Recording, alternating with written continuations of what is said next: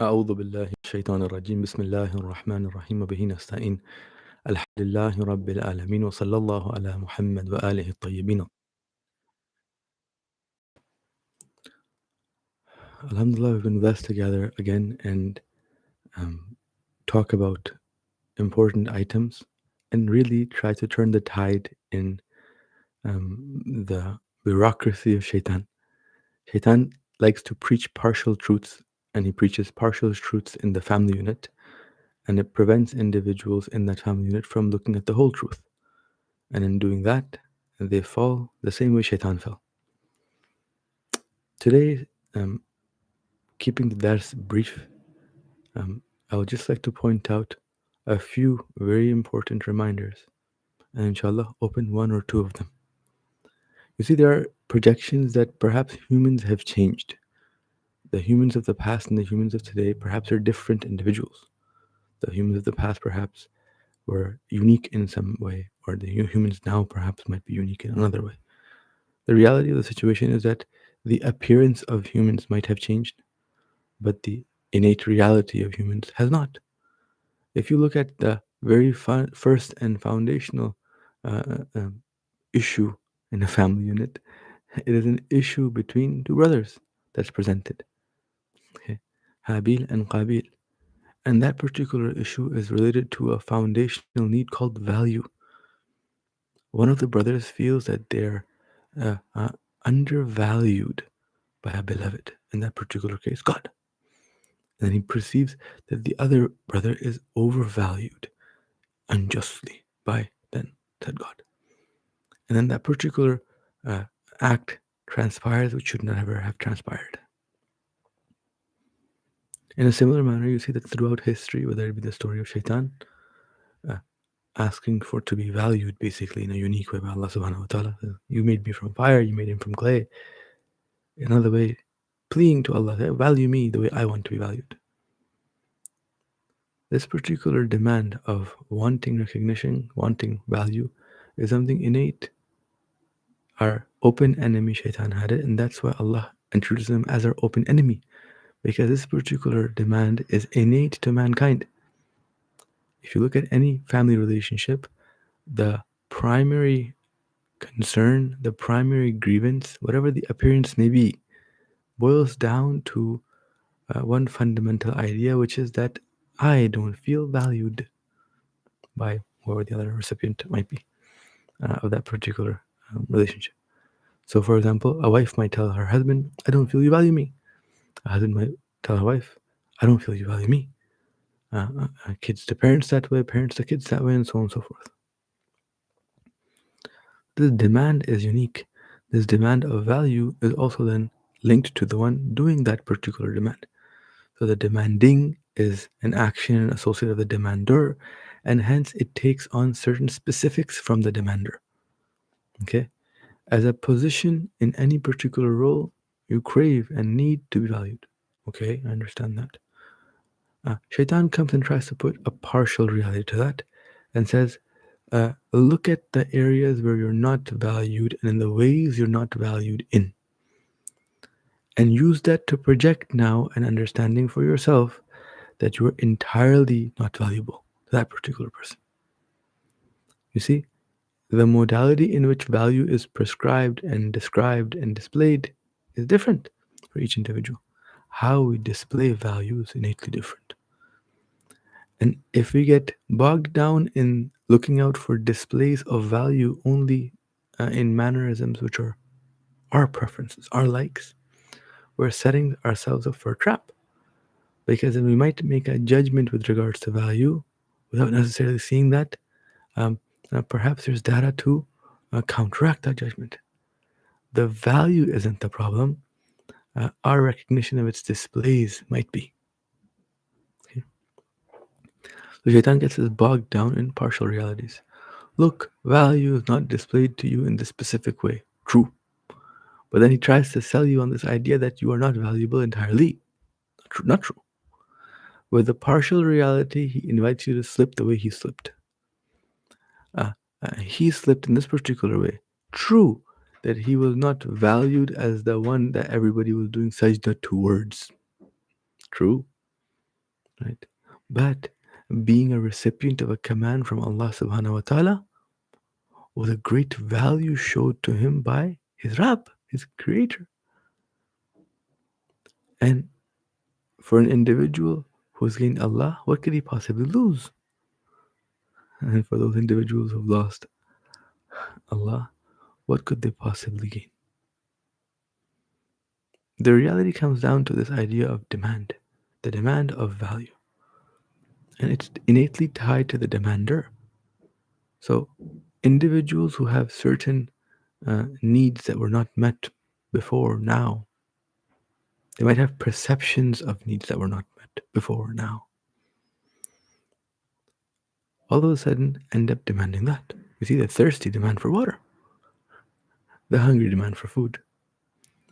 The type and the modality in which value is demanded is tied to who's demanding it, the person. So, understanding that the types of demands, the various means of demands, are tied to life experiences, are unique to a person.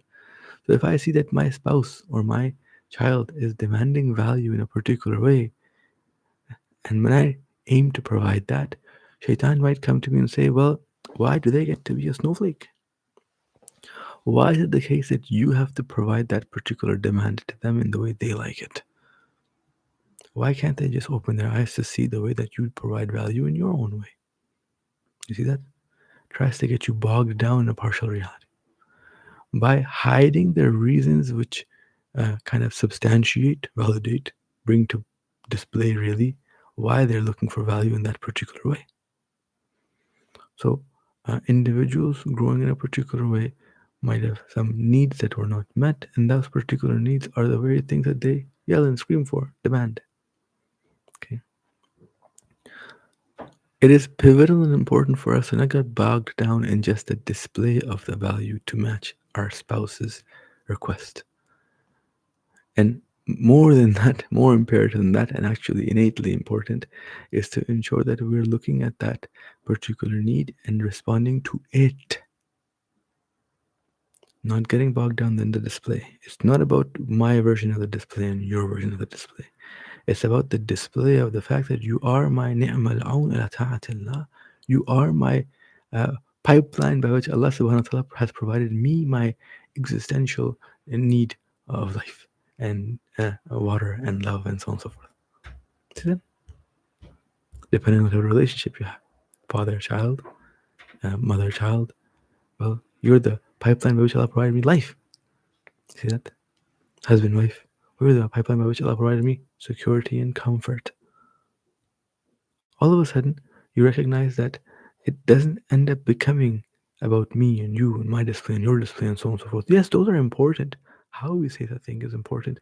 But if you get bogged down simply in the how, right, and use that to substantiate the lacking of the actual value itself, I'm not valued, for example, or they don't value me, for example, you're in trouble. You've just used a partial reality and propagated it, projected it towards a global uh, projection. You don't have proof for that. Your data points suggest a partial reality. You weren't able to see value being shown to you in this mode or that mode, sure. But does that equate to that person not having value within them at all? Many a times it could be the case that value is not displayed. It's true. But value is something which is present. Typically, it could be that they don't recognize how to display it. It could be that they're going through challenges which don't let them display that particular value the way you're looking for, and so on and so forth. In the case of Shaitan, I'll go back. This particular enemy of ours asked Allah to be shown that he is valuable. That why do you want me to do sajda to Adam? Allah, you made me from fire, you made him from clay. So Allah, please, why are you asking me to do sajda to Adam? And Allah asks him that, hey, look, you're getting bogged down in a temporary relationship. You're getting bogged down in the apparent relationship. The apparent relationship between you and Adam, sure. But every apparent relationship has an actual relationship behind it. The one substantiating, the one holding that relationship up, the one validating it. That's who? Me. Don't get bogged down in the apparent relationship and come up and look at the overall larger real relationship. Don't get bogged down in the deficiencies of Adam. Display that which I've told you to display, how I've told you to display, because your relationship that you're truly developing and building is one with me. Adam is simply a means of doing that. In fact, every creature is just a means of developing a relationship with a true need provider. You see, Allah subhanahu wa ta'ala uh, is a great teacher. No teacher who's great will provide PlayStation 2s or PlayStation 5s or whatever they are now, right, in their classrooms willy nilly. And then that means is that if there is existence that you interact with, it is with no other purpose but to get you to pay attention to Him, for you to get connected to Him. That's the case. Your relationship with any aspect of existence, any creature, mother, father, daughter, spouse, son, you name it ends up becoming then what? Uh, just an apparent display of your actual need provider. And we see that in our faith too. Parents are called Rabbayani Saghira or Rabbi Saghir. Okay, the smaller Rabbs. Why? They view them as the providers, the sustainers of the kids. And Allah provides them this title called Rabb, which is Saghir. They're the smaller Saghir. They're the smaller Rabbs. They're sustaining some needs of the child, not sustaining all needs. The one sustaining these sustainers is Allah. You see that? In a similar manner, the husbands sustain some needs of the wife, and the wife sustains some needs of the husband. The kids sustain some needs of the parents, and the parents sustain some needs of the kids. The reality is, each individual in the family unit, in the direction that they have a relationship towards, are typically sustaining their needs, and by that very same mechanism, getting their needs sustained too. It's imperative to see this, understand this, that the only need provider is Allah subhanahu wa ta'ala. Only Rabb is Allah. The only Rabb can truly be the owner. There's no separation between the two. You can't sustain something you didn't create. Why? Because to gain access to something, you must have now then an existential tie to it. Let me give you an example. In this world, me and you are granted access to each other to provide our needs and so on and so forth. Why? Because we've been given the role of the manager by the true owner. To understand this relationship, consider for a moment, close your eyes and consider lumberjack. Okay? Your lumberjack that you're thinking in your mind, can I sustain it? Absolutely not. The only one who's able to sustain that creature and that creation of yours is you. Now create a second lumberjack that's being thought up of by the first lumberjack. In that particular situation, you'll see that the first lumberjack will call him Ali. Second lumberjack will call him Muhammad. Lumberjack Ali is sustaining Lumberjack Muhammad. That's true. You see that? But both are sustained by you innately. You're allowing Ali to sustain the existence of Lumberjack Muhammad. You see that? In this particular world, if we are given the roles and the positions, it's been validated and substantiated by Allah subhanahu wa ta'ala, and He's allowed us now act as His representative in providing the need for His creatures. We're showing up to a position with a particular and specific person, ourselves. You see that? This recognition is important. Shaytan didn't have this recognition because then all of a sudden, when he was looking at his relationship with Adam alayhi salam, it was no longer the representative of Allah doing the act which Allah willed.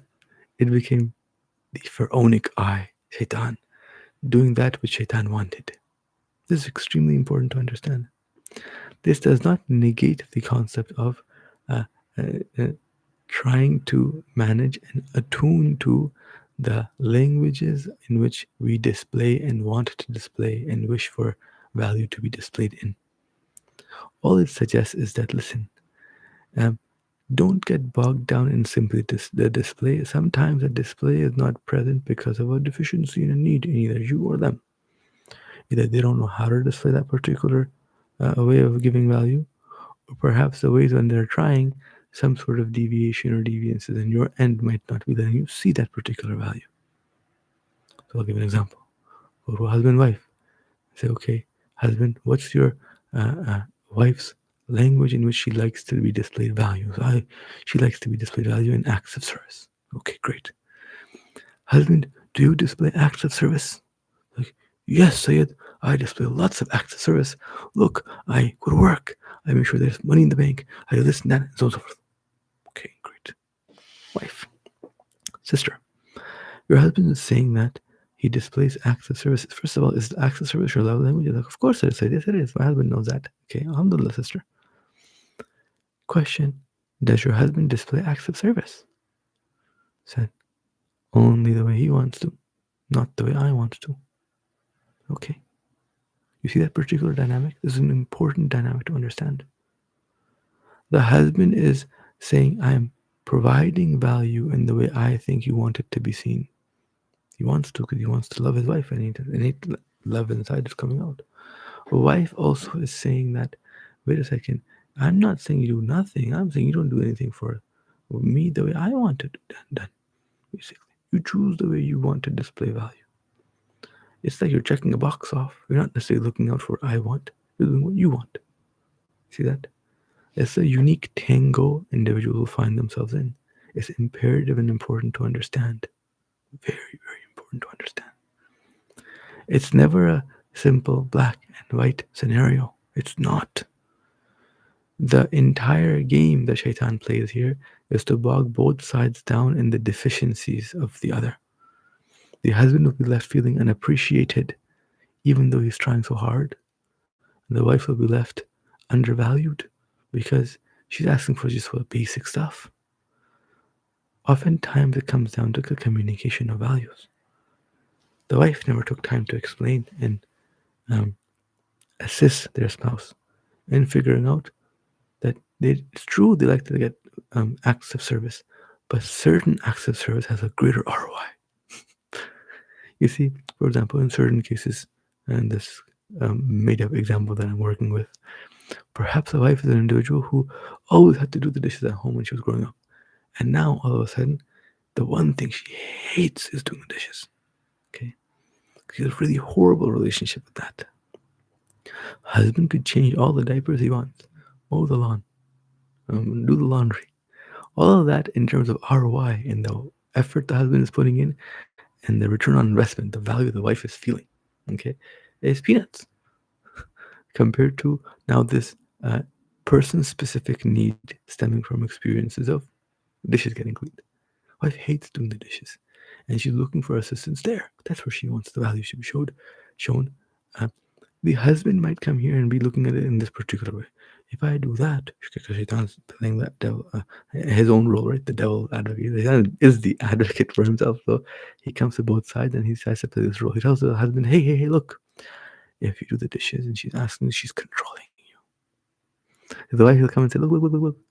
You see that particular husband? Look, he's willing to do everything else just because he's actually out to value himself. Whatever he wants to do, he does. He doesn't care for you at all, and he plays both sides in this particular way. It's very important to see that. It's very important to see that. So now we recognize that when we're communicating our wants and our modes of values, we have to recognize that that's true. There's a generic understanding of how we like value to be displayed, but our person, our specific experiences do shape the ROI on different items in our life. We have to be able to communicate that hey, husband, when you do the dishes for me, you honestly are saving me a ton. I have a lot of bad memories from dishes. You see that? So this idea of communicating where the ROI is the greatest is important. Sometimes you'll find in a relationship that the communication has happened, but it might have happened in a very friction-filled, anger-filled time. Like, say I told my spouse this and that, and I'd ask, well, when did you tell them? Right in the middle of a fight, I told them. When emotions are high, intellect's capacity of understanding becomes very low. So you might have told them a great many number of times, but if you only told them things in a time where their intellectual capacity was low, perhaps you haven't told them at all. You see that? Okay. It's really important to understand that when we're communicating in a way which allows for success.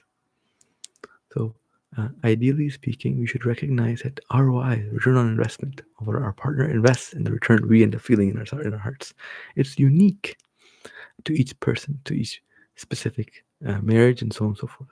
It's a job of husbands and wives, babas and kids, kids and mamas, and brothers and sisters to recognize what are the specifics that are basically uh, uh, uh, needs of my associate, and how can I go about assisting and fulfilling that particular need of theirs. Is to help them recognize and you to recognize their actual need, and then progressively go towards that. Not because you're just trying to make a happy relationship, because if that's what you did, you're following the same trap Shaitan was trying to fall into, right? Shaitan was trying to say, hey, me and Adam, we want to fix our relationship so that we become kumbaya and happiness. And Adam, you show me value the way I like it. I'll show you value the way, the way I like it, and so on and so forth. Let's see where we go. No, Allah stopped that particular deviation in relationships and said, no, the relationship based upon me. See that? So now, when you and me are going towards creating happiness in our house, attuning to the needs of those around us, we're attuning based on the command of the commander. To conclude, the angels also had a particular complaint towards Allah. Angels said, Allah, you're going to choose these people to be your Khalifa, your representative. They're going to do bloodshed. They're chaotic. They're crazy. The angels, while saying that, implicitly were implying that, well, you got us. Sorry, we do your tasbih. We all we know is what you taught us. Um, we're pretty good. See, implicitly, according to some of the tafsirs, that particular communication the angels end up having, right, with Allah Subhanahu wa Taala, right, is displaying that angels are suggesting a very similar thing to Shaitan. They're saying, "Hey Allah, perhaps we're better." But Allah doesn't disband them, make them rajib, and so on and so forth. And it's not because Allah subhanahu wa ta'ala has favoritism at play. Inshallah, next week we're going to talk about this very thing and open that up. So I hope to see you next week. And we're going to talk about what made the angels special. What made Shaitan special in a very different way. Inshallah. Fi aman Allah.